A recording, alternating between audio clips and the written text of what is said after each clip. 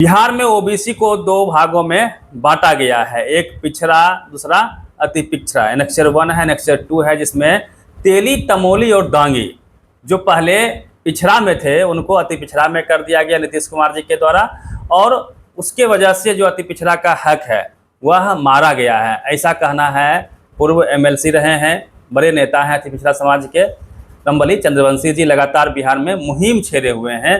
Door to door इन्होंने campaigning भी किया है कि इन 3 समाज को अति पिछड़ा से निकाल के पुनः पिछड़ा में डाल दिया जाए, क्योंकि ये समाज संपन्न है और अति पिछड़ा समाज का आरक्षण खा रहा है। इसी पे बातचीत करेंगे। सर, पहले स्वागत है आपका। धन्यवाद, शुक्रिया आपको भी। ये 3 समाज से क्या तकलीफ है, क्यों चाहते हैं कि अति पिछड़ा से पिछड़ा में इसको पुनः वापस भेज दिया जाए?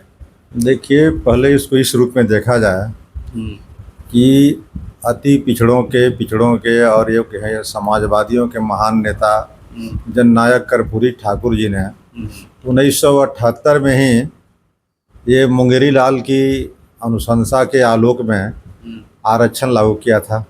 उस समय अति पिछड़ा की बात इसलिए उन्होंने की थी कि अगर हम बैरियर नहीं बनाएंगे तो कमज़ोर वर्ग के लोग, गरीब लोगों को कैसे उसका लाभ मिलेगा।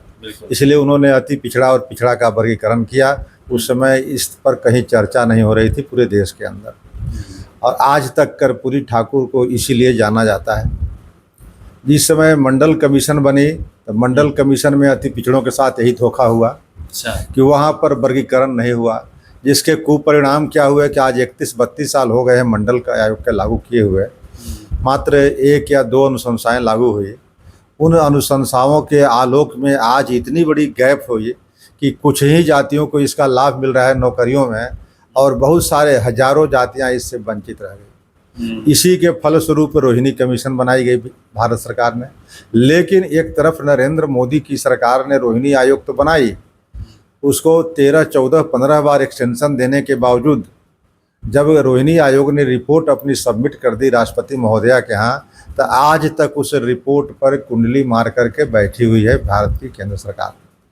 यानी उसको हिम्मत नहीं हो रही है कि हम इस रिपोर्ट को लागू करें। लेकिन उसी रिपोर्ट के तर्ज पर जननायक कर्पूरी ठाकुर ने 78 में ही ये लागू कर दी थी। आज उस आरक्षण को कर्पूरी ठाकुर के तथाकथित चेलों ने, यानी नीतीश कुमार जी ने, यह 1978 में जननायक कर्पूरी ठाकुर के सपना को या उनके द्वारा प्रदत्त आरक्षण को चकनाचूर कर दिया। अब हुआ ये कि ये अपेक्षाकृत जो संपन्न जातियां थी, जो पिछड़े वर्ग की श्रेणी में थी, उसको ला करके डाल दिया गया अति पिछड़ा वर्ग की श्रेणी में। इससे क्या हुआ कि अति पिछड़ा वर्ग में जो पहले से 110-11 जातियां हैं, उनका जो हक और वजूद जो है सिमटने लगा, ख़त्म होने लगा। और जैसे कि बकरी के बाड़ में अगर कोई शेर या चीता को डाल दिया जाए तो सारे बकरी जो है से ख़त्म हो जाएंगे, वही स्थिति हो गई कि लगभग 70% से लेकर के 100% तक हकमारी, ये परंपरागत 111 जातियों का जो हक था वो ख़त्म होने लगा। कुछ डाटा आंकड़ा सर है? अब डाटा आंकड़ा तो 8 साल इसको लागू किए हो गए। अब ये सरकार के सामने 1, 2, 4 नहीं, मेरे सामने तो सैकड़ों डाटे हैं। जैसे मैं उदाहरण दे रहा हूँ कि अभी 17 मेयर का पद है नगर निगम का, 17 में से 3 आरक्षित किए गए थे अति पिछड़ा वर्ग के लोगों के लिए। लेकिन उस 3 अति पिछड़ा वर्ग के लोगों ने एक भी परंपरागत 111 जातियों को मैसर नहीं हुआ। तीनों ही पद पर जो ये 3 जातियां जो बाद में आसीन हुई वही ले लिए। 3 ही नहीं लिए, और बल्कि इन लोगों ने 4 जनरल सीट पर भी कब्जा किया, यानी 7 जो है ये जातियां लेकर के आज सबसे आगे हैं। तेली, तमोली और दांगी। दूसरा उदाहरण मैं देता हूं कि बिहार में 38 जिला हैं। सबसे पंचायती राज में महत्वपूर्ण पद होता है जिला परिषद अध्यक्ष का। 38 जिलों में से 8 जिला परिषद का अध्यक्ष का पद आरक्षित किए गए अति पिछड़ा वर्ग के लोगों के लिए। लेकिन विगत जो चुनाव हुए उसमें 7 जो जिला परिषद के अध्यक्ष के पद थे वे वही हासिल कर लिए जो बाद में 3 जातियां आई, और सिर्फ 111 जातियों को एक पद मैसर हुआ। 38 में से 8 में से ये कर लिए, और एक मात्र मैसर हुआ 111 परंपरागत अति पिछड़ी जातियों को। तो इसी तरह से बीपीएससी के नौकरियों में देखें या जहाँ भी रिक्रूटमेंट एजेंसीज है, उसका जब आप देखेंगे तो पाएंगे कि तेली तमोली संपन्न जाति जो है, जो अपने को compete करता था जादव कुर्मी कोयरी की अपेक्षा, उसको डाल देने से उसके पास पैसे भी हैं और उसके बच्चे कन्वेंट स्कूल में पढ़ते हैं, तो फिर उन गरीब के बच्चों के साथ डालने से ये गरीब के बच्चे उनके साथ compete नहीं कर पा रहे हैं। इसी को लेकर के हम 2015 से आंदोलनरत हैं। वो उच्च न्यायालय में जाना पड़ा हो या सर्वोच्च न्यायालय में भी हम लोग मामला लंबित है, और दूसरे तरफ हमने सड़क पर भी इस को लेकर के जननायक कर्पूरी ठाकुर का जो पैतृक गांव है जहाँ से वो पैदा लिए थे, कर्पूरी ग्राम, वहाँ से हमने पद यात्रा की 7 दिनों का 130 किलोमीटर लगभग यात्रा की, वहाँ से लेके पटना तक। मेजर स्कूल में हम लोगों ने सम्मेलन किया, उसमें 25,000 से भी ऊपर बिहार के अति पिछड़े वर्ग के लोगों ने शामिल हुआ। उसके बाद हम लोगों ने कई कार्यक्रम की, विधानसभा का घेराव किया, धरना प्रदर्शन किया, रथ यात्रा करवाया। इस तरह से अनेकों कार्यक्रम के द्वारा बिहार के अति पिछड़ों को यह बताने का हमने किया कि देखो, जब तक ये 3 जातियां अति पिछड़ा मूल अति पिछड़ा से अलग नहीं होती है, तब तक हम लोगों का हित संरक्षित नहीं हो सकता है। इसका मतलब ये कहीं से नहीं कि मैं उन 3 जातियों का व्यक्तिगत तौर पर या कोई सामाजिक तौर पर मैं विरोधी हूँ। मैं तो यह चाहता हूँ कि इस वर्ग में जो डाला गया है उस वर्ग से हटा करके कोई और वर्ग कर दिया जाए, बल्कि अनेक्सर 1 से अनेक्सर 2A बना दिया जाए, अति पिछड़ा से एक मध्यम पिछड़ा बना दिया जाए, तभी भी मुझे कोई आपत्ति नहीं। उनकी जितनी संख्या है उस संख्या के मुताबिक उनकी आरक्षण दे दी जाए।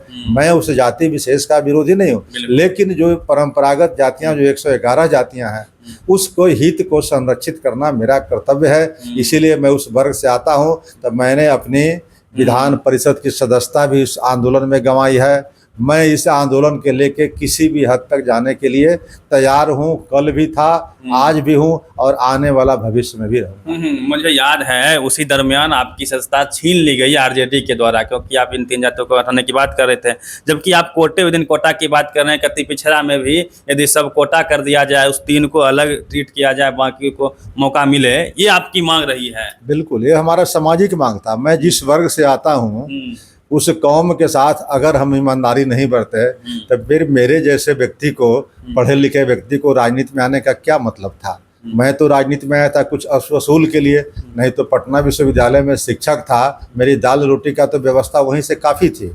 लेकिन मैं अगर राजनीति में आया हूँ तो अपने कौम के साथ या पार्टी के साथ कभी गद्दारी नहीं कर सकता।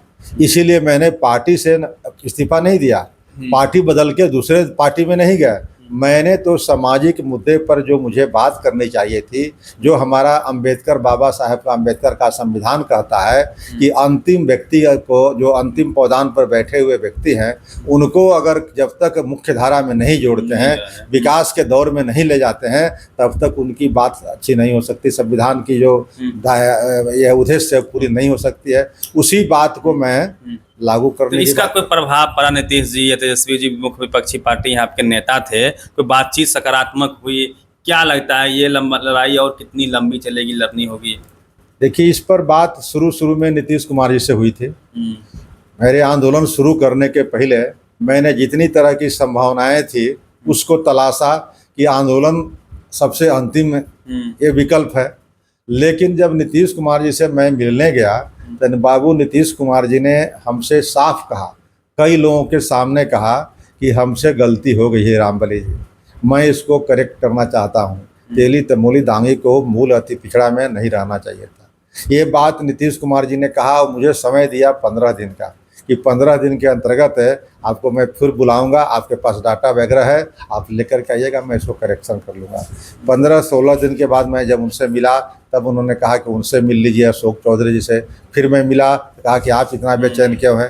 तो जब नीतीश कुमार जी के रुख को मैंने देख लिया ये गंभीर नहीं है इस सवाल पर, तब मेरे पास आंदोलन में जाने के अलावे कोई विकल्प नहीं था और मैं आंदोलन में हूँ। हो सकता है कि समय लगे, लेकिन जब समय लगेगा तो बिहार के जितने अति पिछड़े हैं 5 करोड़ से लगभग अधिक, उस सारे अति पिछड़ों को लगेगा कि बाबू नीतीश कुमार जी ने एक तरह से भोथर हंसुआ से अति पिछड़ों की गर्दन काट दी है, यानी अति पिछड़ों के कातिल हैं। जबकि सारा अति पिछड़ा उनको वोट देता है, उन्हीं के वोट जीत के आते उनकी हैं वो। पार्टी का मुख्य आधार ही अति पिछड़ा है, और तब नीतीश कुमार जी ने इस तरह का कुचक्र रचा है और आज स्वांग भरते हैं अति पिछड़ों के मसीहा होने का।